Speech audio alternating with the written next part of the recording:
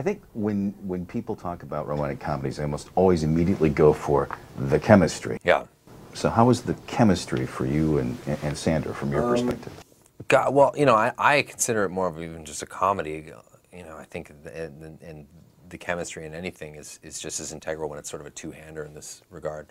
But it was there instantaneously. I mean, I've known her for a long time. We've been friends for years, but that doesn't necessarily, you know, equal chemistry. I mean, chemistry's either there or it isn't. So thankfully, you know, our first day of rehearsal, we had, I think, scheduled 6 hours of rehearsal, and we ended up only doing about half an hour, 45 minutes, because we had it. It was there. I mean, there was nothing to work on. It was just, this is all here. We don't need to worry about it. And thank God. And that just got better and richer and stronger throughout the course of the movie.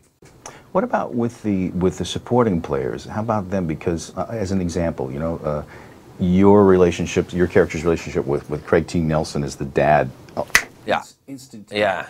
How critical is that for a really good romantic comedy? Well, I mean, you have to have something anchoring it. Otherwise, you know, there has to be a strong relatability factor, and you know, I think that's something everyone can relate to. Is a very, you know, tricky familial dynamic, and that's something I certainly can relate to. And you know, with Craig, him playing my dad, it was actually perfect casting because he reminds me of my dad. You know, I mean.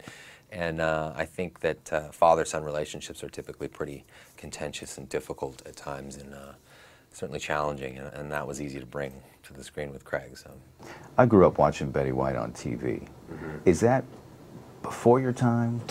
Or what's it like to have that kind of an iconic figure on the set? Well, I mean, Betty White's earlier stuff, you know, was definitely before my time, but you know, Golden Girls was, you know, I was right there. I mean, that was the first big sitcom that I observed and kind of took note. One thing I always noticed about the Golden Girls, which I loved, was that, and I found out this was confirmed later, that their scripts were incredibly short because their reactions were so strong and they got such enormous laughs out of their reactions that it didn't leave enough room. So they basically started making the script shorter and the story smaller, and they would just let these girls just kind of go at each other. And you know, you learn a lot about comedy that way, and I think Betty White, you know, she's a person that can speak volumes with just a simple look, and that's what makes her, you know, the national treasure that she is.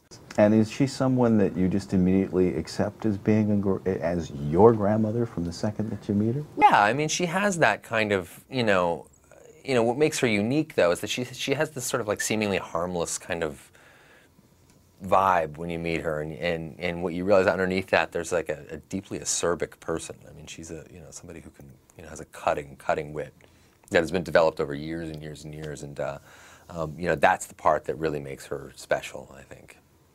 Thanks. Good to talk to you. All right, you too. Take it easy.